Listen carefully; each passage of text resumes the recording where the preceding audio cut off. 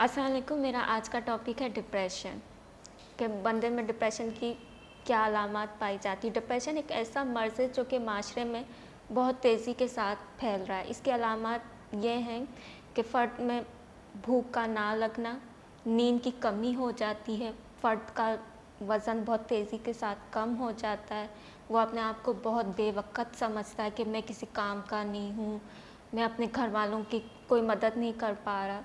उसमें उदासी, बेचैनी बहुत बढ़ जाती है और वो किसी काम में उसका दिल नहीं लगता और वो हर वक़्त उदास रहता किसी और उसमें खुशी वो कोई किसी काम में वो कोई खुशी महसूस नहीं करता। तो इसका इलाज है CBT, cognitive behavioural therapy, family therapy और सीसीटी, क्लाइंट सेंटर थेरेपी। अगर फ़र्द में ये अलामात पाई जाती हैं तो उसे चाहिए कि वो फ़ौरन माहिर नफ्सियात या साइकोलॉजिस्ट से रजू करे।